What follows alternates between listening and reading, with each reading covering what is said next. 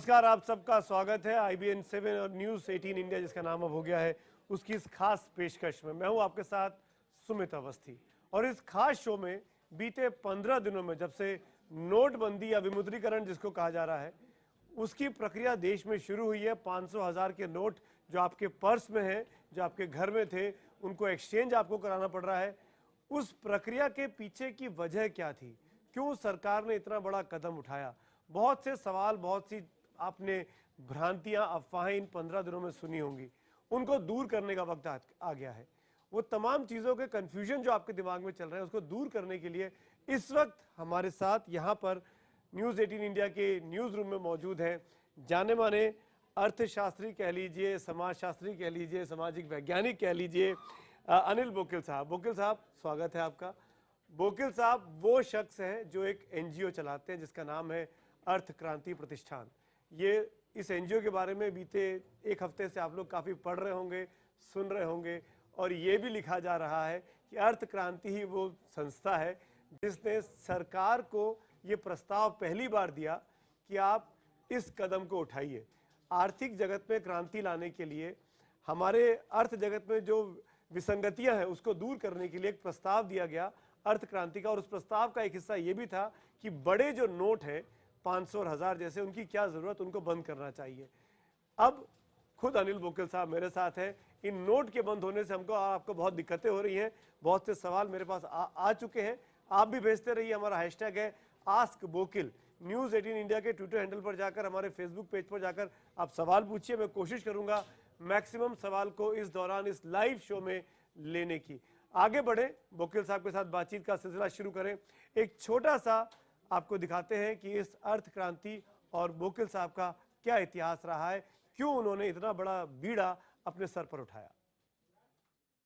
बैंकों में लगे हैं या क्या कहते हैं, बहन की शादी का सामान लेकर आए।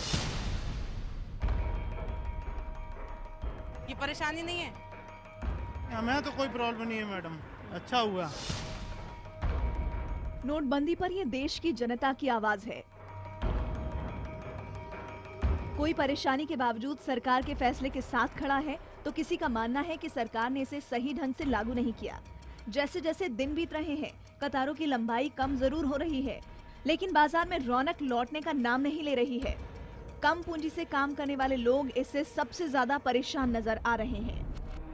खुले लेकर नहीं आ रहे, यही प्रॉब्लम आ रही है। कैसे व्यापार कैसे चल रहा है फिर? व्यापार बोलेगा तो एकदम डमाडोल है। बस वही परेशानी है, छुट्टा नहीं, धंधा नहीं होता है। हम लोग छोटा धंधा वाले हैं। नोटबंदी के बाद कई जगह पर कतारों में धक्का मुक्की और मारपीट की तस्वीरें भी आ रही हैं। तो संसद में भी इस मुद्दे पर घमासान छिड़ा है। संसद का कामकाज ठप है। संसद परिसर में धरना प्रदर्शन हो रहा है। विपक्ष एकजुट हो गया है।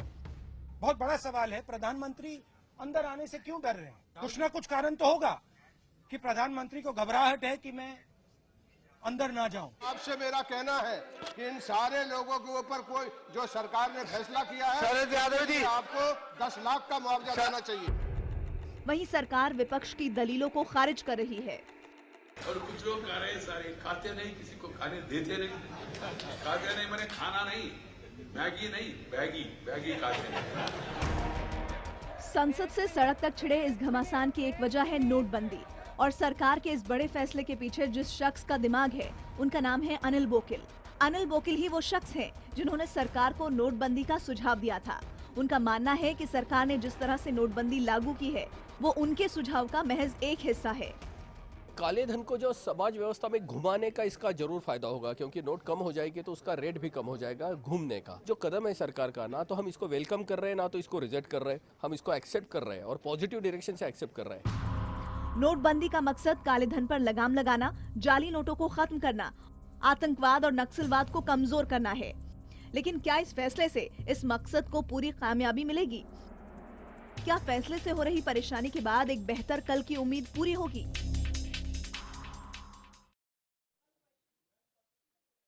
तो अब बातचीत का सिलसिला शुरू करते हैं। अनिल साहब, हमने बहुत पढ़ा, आप और आपके संस्थान प्रतिष्ठान पिछले हफ्ते 10 दिन से काफ़ी चर्चा में है। एक सबसे बेसिक सवाल जो मन में आता है, आपने हर इंटरव्यू में कहा, हर जगह कहा कि हमने तो एक लंबा प्रस्ताव सरकार को दिया था और सरकार ने एकमात्र चीज़ छोटा सा अंश माना है उसका, एक भी नहीं कहूंगा मैं, छोटा सा अंश। और जो कि चौथा या पांचवा कदम होना चाहिए था, सरकार ने वो सबसे पहले मान लिया, जिसमें 500 और 1000 के नोट अचानक बंद कर दिए गए। क्या आपने सोचा था कि ये होने के बाद जो दिक्कतें आ रही हैं, आपने खबरें देखी होंगी, लोगों की तबीयत खराब हो रही है, कई 60-70 लोगों की तो मौतें हो गई, ये किसी ने नहीं सोचा था, ना सरकार ने सोचा था, क्योंकि कोई नहीं चाहेगा कि इस तरह की विसंगतियां आए। लेकिन अब इससे बाहर निकलने का रास्ता क्या है? पीछे तो नहीं जा सकते, दोबारा तो 50 और 500 और 1000 के नोट वैलिड नहीं हो सकते। अब जो समस्या आ गई है, सरकार उससे कैसे लड़े, इसका कोई इलाज है आपके पास? पहले तो मैं ये क्लियर करना चाहता हूं कि ये प्रस्ताव हमने सरकार को नहीं दिया था। ये प्रस्ताव 16 साल में पब्लिक डोमेन में है जी। तो बड़े सभी पार्टी की राजनेताओं के साथ इससे बात हो रही है, क्योंकि ये आजकल का नहीं है। तो ये प्रस्ताव का कुछ अंश सरकार ने जरूर लिया है। हम तो ये क्लेम नहीं कर रहे कि ये हमारे प्रस्ताव से लिया है, लेकिन करेंसी कॉम्प्रेशन की बात तो हम 16 साल से करते आ रहे हैं। हर एक राजनीतिक तज्ञों के साथ हमने बात की है, एकेडमिशियन के साथ बात हुई है। ये 16 साल की लंबी ये है, ये हमारा प्रवास है। अभी आप जो बोल रहे हैं कि जिस तरीके से ये परिस्थितियां उलझ रही, उसको क्या रास्ता है? हाँ, कोई इसका सुलझाव? मैं आम आदमी के तौर से बोलता हूँ, जैसे जीपीआरएस में अगर ये हमारी एक चौक की रास्ते भटक गई है, तो अभी जाने के लिए रीओरिएंट करना पड़ता है। जैसे गूगल को ये जीपीआरएस में जैसा मैप होता है ना, अभी ये रीओरिएंट तो करना पड़ेगा। हमने जो सुझाव दिया था, हम जो व्यवस्था की तरफ से दिया था, सरकार ने उसको कानून की रास्ते से लाया है। क्योंकि देखो, सरकार जो है उसको तो पूरी वो सर्वोच्च ये होती है ना संस्था, तो वो गुनहगारों को सजा देना भी उनका काम है। जो व्यवस्था पे काम करते हैं उनके लिए कोई गुनहगार नहीं होता, उनके लिए सिर्फ करेक्शन होता है कि भाई इसको करेक्शन करना है। लेकिन जन आक्रोश आज इतना है कि जिन्होंने गलत काम किया उसको सजा देना चाहिए, तो हमारा लुक नहीं है, वो सरकार का है। सरकार ने कानून की तरफ से उसका कदम उठाया है। तो ये ठीक किया सरकार ने?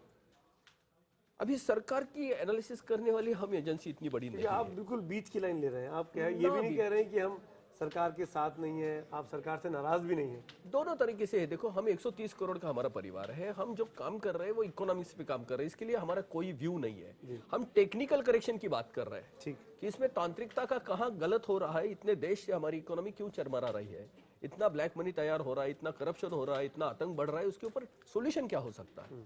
ये सिर्फ कानून से नहीं आएगा, तो व्यवस्था में बदलाव भी होगा। तो हम व्यवस्था बदलाव की तरफ से इसकी सोच रखते हैं। ये शुरुआत है व्यवस्था बदलाव की, ये तो शुरुआत हो गई है। हमें लगता है कि ये तो शुरुआत हो गई है, लेकिन ये बड़े प्रोसेस की अभी ये शुरुआत है।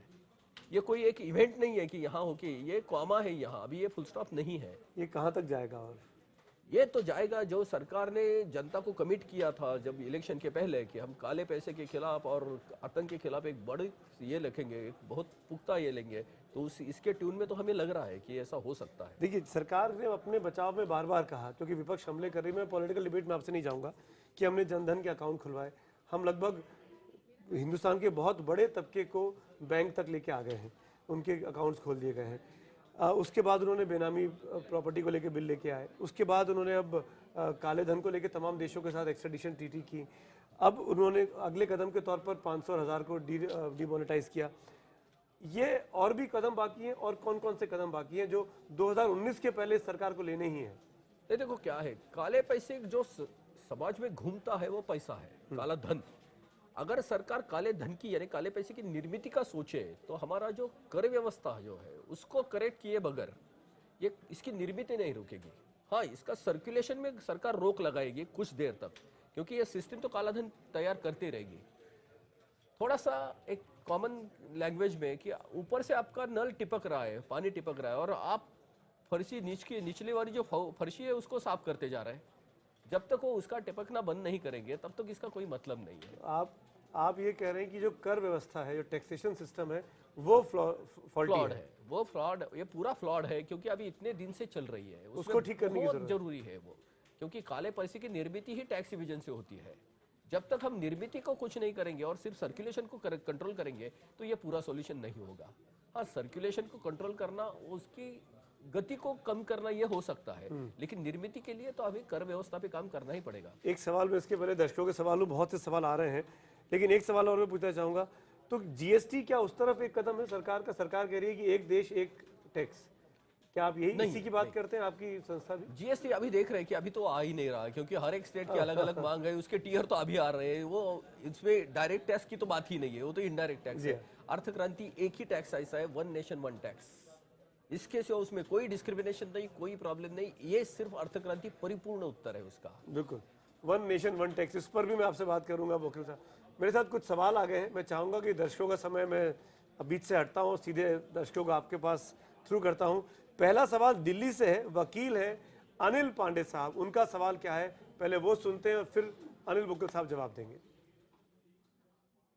अनिल जी, मैं ये पूछ रहा हूँ आपसे, क्या ये जो आपने सुझाव दिया ये भारतवर्ष के सुदृढ़ता और सुदृढ़ करने में भारतवर्ष को और काला धन को संकलित और उसको पराभावित करने के लिए एकमात्र उपाय था, या कई और सशक्त उपाय हैं जिसमें ये था? एकमात्र तो था ही नहीं, कोई भी ऐसी चीज नहीं होती कि जो एकमात्र उपाय होती है। इसके साथ और भी है, लेकिन उसको रोका किसने है? लेकिन इसको भी एक अहम है, ये एक अहम कदम है, ये एकलौता कदम नहीं है और ये एकलौता डायरेक्शन नहीं है। देखो क्या है, ये जो देश इतना बड़ा है तो इसको चलाने के लिए अलग अलग रास्ते हो सकते हैं और वो भी आज भी ओपन है वो ऑप्शन। वो क्या ऑप्शन? उसके किस, अगर आप बता सकें क्या किस तरह का ऑप्शन? नहीं, अभी जैसे कड़े कानून तो सरकार बना ही नहीं जा रही है, उसको तो कौन रोक रहा है ना, उसको तो चैलेंज दिए जाएंगे, वो सब होते रहेगा। लेकिन व्यवस्था की तरफ से अगर आपके पास बड़ी करेंसी नोट रहेगी नहीं तो आप उसको मूव करना आपके लिए मुश्किल होगा। इसके लिए कानून की जरूरत नहीं है, ये व्यवस्था का ये हो गया नहीं है। तो ऐसा अर्थक्रांति का बिल्कुल कहना नहीं है कि एक ही रास्ते से सभी मंजिल मिलती है, ऐसी नहीं है। एक मंजिल के लिए अलग अलग रास्ते हो सकते हैं। क्या इससे देश में जितना काला धन है सब बाहर आ पाएगा इस डिमोनेटाइजेशन से? वो काला धन नहीं वापस आएगा, काला पैसा लेकिन उजागर हो जाएगा। काला पैसा अलग होता है और काला धन अलग होता है। जो स्टेबल हो जाता है, जो फ्रीज होता है वो धन होता है, जो करंट में रहता है, जो मूव होता है वो पैसा होता है। ये पैसा तो अभी आ रहा है बैंक में, धन अभी लॉक हो जाएगा, वो मॉनिटर के अंडर आ जाएगा, लेकिन वो इतना ज्यादा ये नहीं देता, त्रासदी नहीं देता, क्योंकि वो फ्रीज हो गया है। इसके ऊपर तो हम गवर्नेंस रख सकते हैं, लेकिन पैसा एक्टिविटी को बढ़ावा देता है, वो समाज को और ज्यादा करप्ट करता है, उसको अभी रोक लगी ही। चलिए इसी नोट पर कि ये जो सरकार के पास पैसा आ रहा है या जो 500 और 1000 के नोट 31 दिसंबर तक सरकार के पास नहीं पहुंचने वाले हैं, उस रकम के बाद सरकार की क्या नीति होगी ताकि आम जनता तक जो पैसा इकट्ठा किया आम जनता का, उससे कैसे जनता के लिए काम किया जा सके। एक छोटा सा ब्रेक के उस पार अनिल बोकिल के साथ एक खास बातचीत जारी है। अपने सवाल #AskBokil पर आप लगातार पूछते रहें। एक बार फिर इस खास प्रोग्राम में आपका स्वागत है न्यूज़ 18 इंडिया पर। अनिल बोकिल साहब मेरे साथ लगातार मौजूद हैं। अनिल बोकिल साहब को कहा जाता है कि जो विमुद्रीकरण का जो प्रस्ताव सरकार के पास आया उसके कोई चाणक्य हैं, उसके कोई ज्ञाता हैं, गुरु हैं, तो इनकी संस्था जिसके बोकिल साहब रिप्रेजेंट कर रहे हैं हमारे साथ, अर्थ क्रांति है, जो कि पिछले 16-17 सालों से पब्लिक प्लेटफॉर्म पर अपने इस आर्थिक प्रस्ताव को लेकर सबके सामने मौजूद है। हम आपके साथ बातचीत की शुरुआत करें इस सेगमेंट में। वो मैं आपसे एक चीज़ जानना चाहूँगा, विपक्ष ये इल्ज़ाम लगा रहा है जब से आपके संस्था का नाम चला कि सरकार आपके झांसे में आ गई, बहकावे में आ गई, क्योंकि आप इसी तरह का प्रस्ताव लेकर बीती सरकार के पास भी गए थे, यूपीए की सरकार के पास, उन्होंने माना नहीं, उन्होंने कुछ भी मजबूरी दिखाई। क्या आप एक खास तबके से, एक खास पार्टी से जुड़े हुए हैं, इसीलिए आपका प्रस्ताव इस सरकार ने माना और बीती सरकार ने नहीं माना? देखो, हम तो पहले ये नहीं मानते कि ये हमारा प्रस्ताव सरकार ने माना है, क्योंकि ये बहुत अंश का एक छोटा अंश है हमारे प्रस्ताव के। दूसरी चीज़ है, हम तो हर पॉलिटिकल पार्टी के पास जा रहे हैं, क्योंकि हम कॉमन मैन है। हम 130 करोड़ का हमारा परिवार मानते हैं, ना हम किसी पॉलिटिकल पार्टी के साथ हमारा कोई नाता है, ना कभी रहेगा। हम तो कॉमन मैन है, हम अपनी ज़िंदगी साफ सुथरी चाहते हैं। हम एक ऐसे देश में पैदा हुए हैं, लेकिन इस देश के जो आज के माहौल है, आज का नहीं है, कितने सालों से चल रहा है। हम करप्ट ज़िंदगी नहीं जीना चाहते, हमें साफ सुथरी जिंदगी चाहिए। हम पेशेंट है और ये सरकार जो है ना वो डॉक्टर है, लेकिन दवा कोई दे नहीं रहा ना, तो मरीज ही खुद की दवा लेके आ रहा है कि भाई ये तो देखो ये सही या गलत है। हम किसी को ये नहीं बोल रहे, लेकिन मरीज ने खुद ही डॉक्टर की पढ़ाई कर ली और कहा कि मुझे ये दवा लेके आ रहे हैं कि इस दवा में गलत क्या है ये तो बताइए, अगर सही है तो हमें दे दो। क्योंकि देने का तरीका सिर्फ डॉक्टर के हाथ में है। यूपीए ने आपका प्रस्ताव क्यों नहीं माना था? आप जब मिले थे पिछली सरकार से पवन बंसल, देखो मुझे ये लगता है हमें कि शायद यूपीए के पास क्लीन मेजोरिटी नहीं थी। ये डिसीजन के लिए बहुत बड़ी ताकत चाहिए, दोनों पॉलिटिकल और पर्सनल भी इतना करेज चाहिए, तो शायद ये दोनों ये गवर्नमेंट में होगी। जी चलिए, मैं सवालों का सिलसिला शुरू करता हूँ। मेंबर ऑफ पार्लियामेंट है समाजवादी पार्टी के नरेश अग्रवाल साहब, उनका एक सवाल हमारे पास आया है, मैं चाहता हूँ वो सवाल सुनाया जाए बोकिल साहब को। प्रधानमंत्री जी, ये डिसीजन लेने में आपने इतनी जल्दी क्यों हुई? आपने अपने मंत्रिमंडल को कॉन्फिडेंस में क्यों नहीं लिया? आपने उसका विकल्प क्यों नहीं छांट के रखा? देश की जनता को आप लाइन में लगाने के कौन अधिकारी होते हैं? और जो नोट लीगल है उसको आप इलीगल कैसे कह सकते हैं? जो नोट लीगल है वो इलीगल कैसे हो सकता है? लेकिन ये सवाल तो मुझे नहीं है, ये तो प्रधानमंत्री को पूछा है। अगर ये हमें पूछता है तो जी लीगल हो सकता है, वो इलीगल भी हो सकता है। दुनिया में डिमोनेटाइजेशन ये पहली बार नहीं हुआ है, भारत में भी ये पहली बार हुआ है और उसका कानून भी है जी। तो ये पार्लियामेंटेरियन कैसा ऐसे सवाल पूछ सकते हैं, मुझे मालूम नहीं है। 78 का डिमोनेटाइजेशन में ये इसका कानून बन गया है, आज भी वो लाइव है ना। तो जो मेरे पास नोट है जिस पर एक लीगल टेंडर हस्ताक्षर है, बस और वो कहा गया है कि ये नोट मैं आपको धारक को अदा करने का वचन देता हूँ, वो जब चाहे सरकार बेकार का साबित कर सकती है। बिल्कुल, आज एक सबसे बड़ी धारणा है कि ये लीगल टेंडर है, उसके पीछे सोना वीना कुछ नहीं होता है। अच्छा, हाँ, ये सबसे बड़ी हमारी धारणा है कि ये जो मुद्रा बनती है यानी नोट बनती है उसके पीछे सोने का कुछ तो ये रहता है बैकअप। हाँ। ये भारत में 56 में डिस्कनेक्ट हुआ है। ओह, हाँ, तो दुनिया में वो 71 में जो डॉलर की नोट है वो 71 में सोने से डिस्कनेक्ट है। आज के सिर्फ जो स्टेटस है वो कॉन्स्टिट्यूशनल स्टेटस से ये बनती है, यानी ये लीगल टेंडर जो है वो कॉन्स्टिट्यूशनल फ्रेम है। अगर ये पार्लियामेंट रहता है तो उन्हें पार्लियामेंट में वही सवाल पूछना चाहिए कि कानून 78 में क्यों बना। ठीक है, मैं सवालों को सिलसिला आगे बढ़ाता हूँ। न्यूज रूम से भी कुछ सवाल मेरे पास आ रहे हैं। हमारे साथी यहाँ पर हैं, स्वाति हैं। स्वाति एक सवाल पूछना चाहती हैं। स्वाति, सवाल पूछिए। सर, मेरा सवाल ये है कि जिस तरह से ये जब से डिमोनेटाइजेशन जिस दिन अनाउंस हुआ है उसके बाद जिस तरह से एक झटके में मार्केट से इतना कैश निकाल लिया गया, लेकिन उतनी स्पीड में मार्केट में कैश जो है वो फ्लो नहीं हो रहा है। बाजार आप देखेंगे तो वो खाली पड़े हुए हैं। तो जितना, क्योंकि हर किसी के पास क्रेडिट कार्ड भी नहीं है, डेबिट कार्ड भी नहीं है, और हर शॉपकीपर के पास स्वैपिंग मशीन भी नहीं है, तो इस केस में जो इतना नुकसान हुआ है मार्केट को, वो उसकी भरपाई कैसे होगी? वही सवाल जो मैंने शुरू में आपसे पूछा था। सवाल तो सही है, क्योंकि ये तो इम्पैक्ट हो गया है मार्केट से। 86% अगर वैल्यू निकाली जाएगी कैश बेस्ड इकोनॉमी से तो उसका तो आने वाला था ही है। अभी इसकी प्रोविजन और प्रिकॉशन क्या थी? देखो क्या है, अगर इसके पीछे सरकार का कोई ये होगा कि ये कोई आतंकी के लिए, अगर ये बड़ी मात्रा में अगर इनके पास कोई ये आ गई होगी इंफॉर्मेशन कि इसकी वजह से हमें निकालना पड़ रहा है, अगर ये इमरजेंसी का कदम है तो हमें उसको स्वीकार करना पड़ेगा इतनी बड़ी मात्रा में। लेकिन इसके साथ हमें लगता है कि सरकार ने 2000 रुपए की जो नोट लाई है बीच में, तो यही इसका कंपेंसेशन के लिए लाई है। क्योंकि शॉर्ट पीरियड में देखो कैसा होता है कि एक नेशनल हाईवे का आपको रिपेयरिंग करना है, बहुत ट्रैफिक है, तो आपको एक डाइवर्शन देना पड़ता है।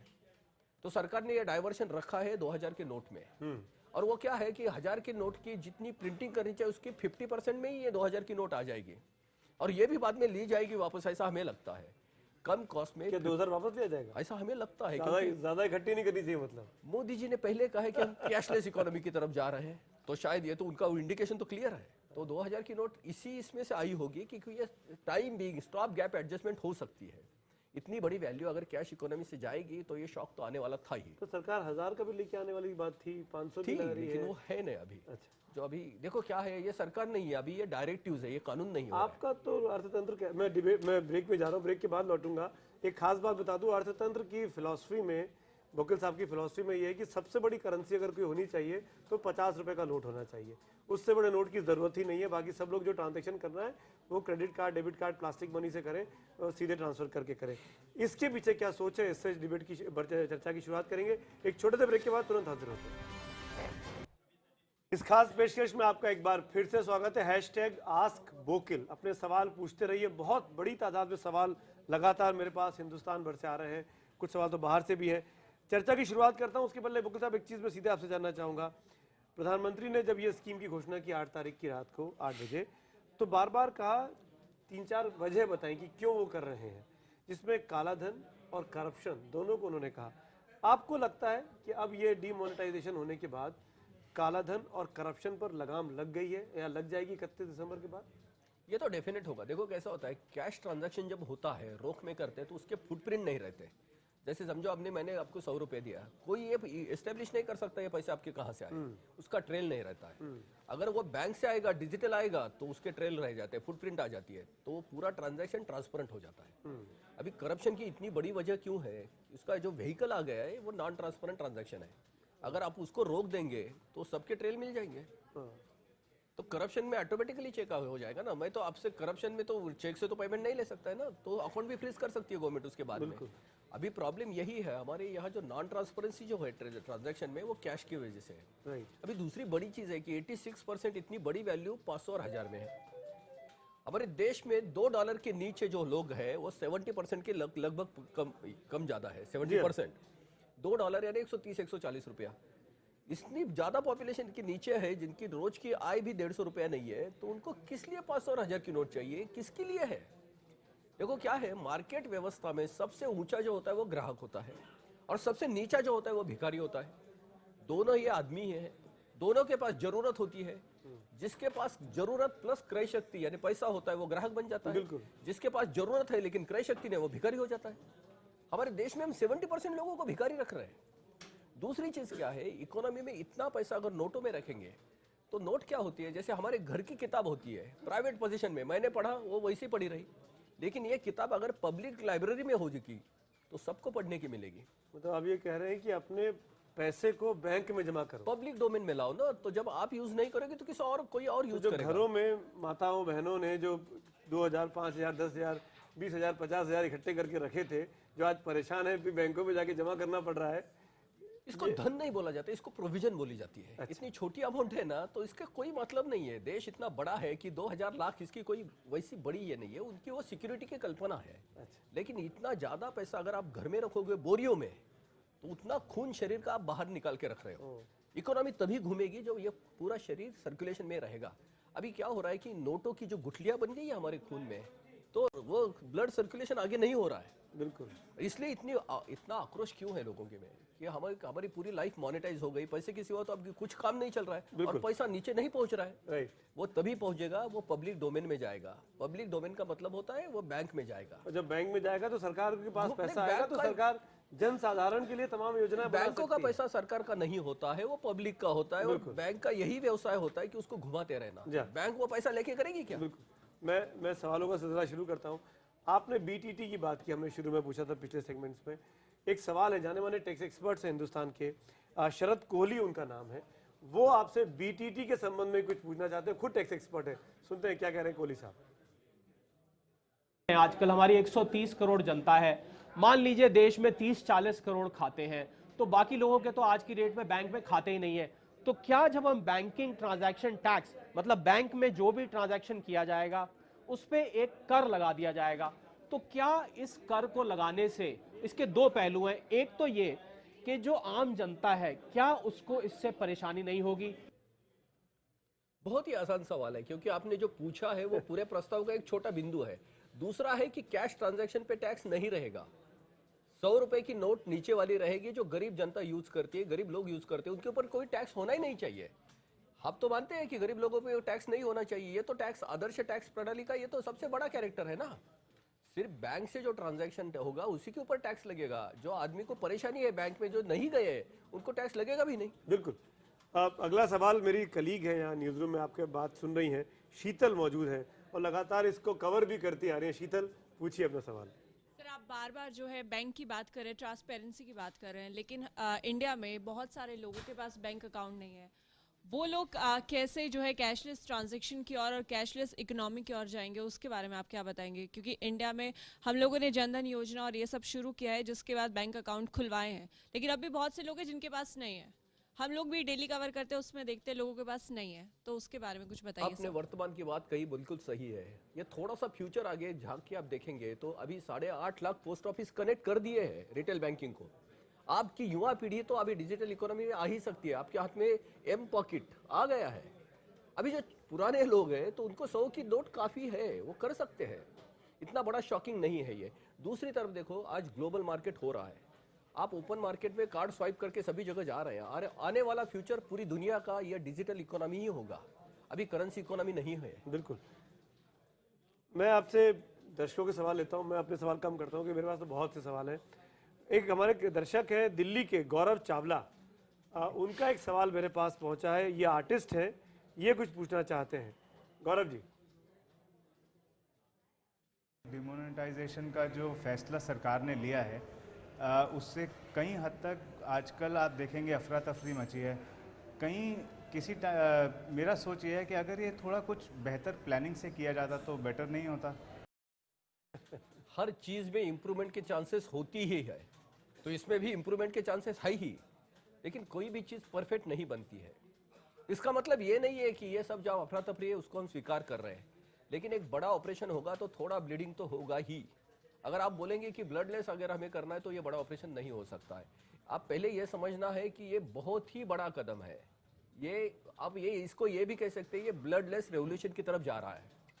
इतना बड़ा ये पूरी सदी में इतने 130 करोड़ की इकोनॉमी को एक ढांचे से दूसरे ढांचे में डालना इतना आसान काम नहीं है। इसके लिए बहुत करेज भी चाहिए और थोड़ी कीमत भी उसकी देनी चाहिए। हम जैसे आम आदमी को इसकी तकलीफ तो हो ही रही कि जो मेरे पास भी कार्ड नहीं है। अब मैं आपको एक शेयर करता हूँ, मैं अभी एक होटल से निकला था, मेरे जेब में 100 की नोट थी और थोड़ा बिल बढ़ गया तो मुझे रिक्वेस्ट करनी पड़ी कि भाई बाकी आके मैं बाद में आपको पेमेंट करूंगा क्योंकि मेरे पास कार्ड नहीं है। लेकिन ये तो है ही, ये फेस करना पड़ेगा, देश के लिए करना ही पड़ेगा। और ये सिस्टम हमें पूछ के नहीं बदलने वाली। अभी ये डिसीजन हुआ है, अभी इसको सिर्फ पॉजिटिव कैसे ले सकते हैं यही हमें सोचना है। मैं ये एक दिल्ली के बाहर के दर्शक भी सवाल कर रहे हैं। चंडीगढ़ की एक सवाल मेरे पास है।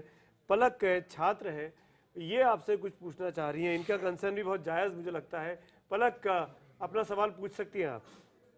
पलक, मेरा सवाल अनिल बोमिल जी से ये है कि ये जो उन्होंने डीमोनेटाइजेशन का फैसला सरकार को सुझाव किया है, इससे क्या उनके हाथ बड़ी मछलियां भी फंस पाई हैं या फिर सिर्फ गरीब और मिडिल क्लास लोगों को लाइनों में लग के धक्के ही खाने पड़ रहे हैं? ये सवाल बहुत जेन्युइन है सर। ये बहुत ही जेन्युइन है और मैं उसी का है जो धक्के खाने वाले इसमें से मैं भी हूँ। मैं बिहार के लक्ष्मण का कॉमन मैन हूँ। और ये जो बड़े लोग हैं ना वो क्यों में नहीं है, लेकिन उनकी बीमारी आपको मालूम नहीं, रात को अभी उनको नींद नहीं आ रही है, बोरियों में पैसा है। ये जो छोटे लोग हैं वो तो क्यों में लहके वो बच जाएंगे, 50 दिन के बाद उनके है ही कि उतने पास कितना। बोरियों के जो लोग हैं वो अभी आपको क्यों में नहीं दिखाई रहे उनके, लेकिन हार्ट अटैक आ रहे हैं, वो रास्ते पे नहीं मर रहे लेकिन हॉस्पिटल में तो जा ही रहे। बिल्कुल, इसका मैग्नीट्यूड बहुत बड़ा है। तो आपको लगता है कि ये बड़े लोगों को बड़ी शिकंजा कसा है? नहीं, हमें नहीं लगता। ये हमें व्यवस्था का करेक्शन लगता है। हमें ये नहीं लगता कि किसी को सजा देने के लिए हो रहा है। एक व्यवस्था का प्यूरिफिकेशन जरूरी था। ये पैसा आम आदमी तक पहुंचना चाहिए था। अब जो बोरियों में जो पैसा पड़ा है वो आम आदमी तक जाएगा ही नहीं, तो वो भिखारी रह जाएगा। वो पब्लिक डोमेन में पैसा लाना ये जरूरी कदम था। ठीक, हितेश मेरे सहयोगी हैं, वो आपसे सवाल पूछना चाह रहे हैं। हितेश सर नमस्कार। नमस्ते सर, मेरा सवाल ये है कि जो नोटबंदी पे इकोनॉमिस्ट हैं वो दो अलग अलग विचार रखते हैं। कुछ लोग कहते हैं कि इकोनॉमी डूब जाएगी, कुछ लोग कहते हैं नहीं ये बहुत अच्छा है। तो पहली बात तो इकोनॉमिस्ट की दो अलग अलग राय क्यों है? और एक सवाल ये कि मार्केट में जब कैश फ्लो कम होगा तो परचेजिंग पावर जो है लोगों की, क्या वो कम नहीं होगी? बिल्कुल होगी। मार्केट जो चलता है वो जरूरत प्लस क्रय शक्ति इज इक्वल टू डिमांड। जरूरतें लोगों की कम नहीं हुई है। अभी सिर्फ परचेसिंग पावर कुछ दिन के लिए शिफ्ट हो रही है। जब तक वो शिफ्ट नहीं होती तब तक परचेसिंग पावर कम होगी, तो मांग कम होगी, मार्केट कम होगा। लेकिन जब तक जरूरत जिंदा है तब तक मार्केट में मंदी नहीं आएगी। तो भारत में आने की चांस ही नहीं है। ये डिजिटल मनी में जाएगा तो और बढ़ेगी, क्योंकि ये पूरा पैसा बैंक में जाएगा तो इंटरेस्ट रेट कम आएंगे, क्योंकि बैंक के पास इतना पैसा आएगा। इंटरेस्ट रेट कम आएगा तो जरूरतें इतनी ज़्यादा है कि आम आदमी तक वो पैसा पहुंचेगा। जब पैसा पहुंचेगा तो डिमांड आएगी, डिमांड आएगी तो सप्लाई चेन घूमने लगेगी, सप्लाई चेन आएगी तो एम्प्लॉयमेंट आएगी और ज़्यादा इसकी इकोनॉमी बढ़ेगी। बहुत से सवाल रिपीट भी हो रहे हैं क्योंकि आप जवाब ऑलरेडी दे चुके हैं दूसरे सवालों में। तो बहुत से दर्शकों से मैं माफ़ी मांगूंगा क्योंकि आपके सवालों के उत्तर कुछ हद तक बोकिल साहब दे चुके हैं, इसलिए उन सवालों को नहीं ले रहा हूं। जो नए सवाल है उनको लूंगा, लेकिन एक छोटे से ब्रेक का वक्त यहाँ पर हो रहा है। ब्रेक के बाद बोकिल साहब बने हुए हमारे साथ। एक छोटा सा ब्रेक के उस पार भी ये खास चर्चा इस खास शो में जारी है। आस्क बोकिल, आप अपने सवाल लगातार पूछते रहिए। ब्रेक के बाद आपका एक बार फिर से स्वागत है। बोकिल साहब मेरे साथ मौजूद है। बोकिल साहब, बहुत से सवाल बाकी हैं, लेकिन एक सवाल काफ़ी देर से मेरे जहन में है। जो करप्शन की सबसे बड़ी वजह मानी जाती है हिंदुस्तान में, वो है राजनेताओं के पास इकट्ठा हुआ अथाह धन। क्योंकि वो चुनाव लड़ते हैं और चुनाव में सारा ट्रांजैक्शन, क्योंकि मैं पॉलिटिकल रिपोर्टर हूँ, 20 साल से कवर कर रहा हूँ, मैंने देखा है कैसे अनाप शनाप पैसा खर्च किया जाता है, कैसे मैनेज किया जाता है। उसको लेके क्या सिस्टम है? कैसे उस खर्चे को क्या स्टेट फंडिंग के जरिए रोका जा सकता है या कोई और तरीका भी हो सकता है इन नेताओं पर लगाम लगाने के लिए, जो करप्ट प्रैक्टिसेस है? आपने बहुत ही अच्छा कहा और आपने सॉल्यूशन भी बता ही दिया। देखो क्या है, हम तो इलेक्शन से ही अपने प्रतिनिधि चुन के देते हैं और उसके लिए अगर स्टेट फंडिंग नहीं है तो ऑटोमेटिकली वो काले पैसे पे जाएगी, क्योंकि काला पैसा जो कर व्यवस्था से निर्माण हो रहा है, ये पॉलिटिशियन काला पैसा निर्माण नहीं करते हैं, उसका यूज करते हैं, उसको उपयोग में लाते हैं। अगर निर्मित ही बंद हो गई तो इनको करने को कोई चांस ही नहीं है। लेकिन अगर स्टेट फंडिंग हो जाएगी तो हमारी डेमोक्रेसी में और ज्यादा अच्छा होता है। आपको लगता है वो पॉलिटिकल विल है? नहीं, वो तो इलेक्शन कमीशन, नहीं, इलेक्शन कमीशन उसके ऊपर सोच रहा है। और इन्होंने इलेक्शन कमीशन ने पहले इसको 2005-6 से उसकी तैयारी चल रही है कि हम इसको एक बजटरी प्रोविजन करेंगे इलेक्शन के लिए, एक आम आदमी भी खड़ा हो सकेगा और ये हो सकता है। लेकिन ये इलेक्शन कमीशन के लिए उसके लिए अलग ढांचा देना पड़ेगा, लेकिन हमें इलेक्शन के लिए अभी सफेद पैसा देना जरूरी है। तो उम्मीद पर दुनिया कायम है, जैसे ये हुआ आखिरकार 16 साल के बाद, हो सकता है कि कुछ और चीजें भी हो आने वाले वक्त में।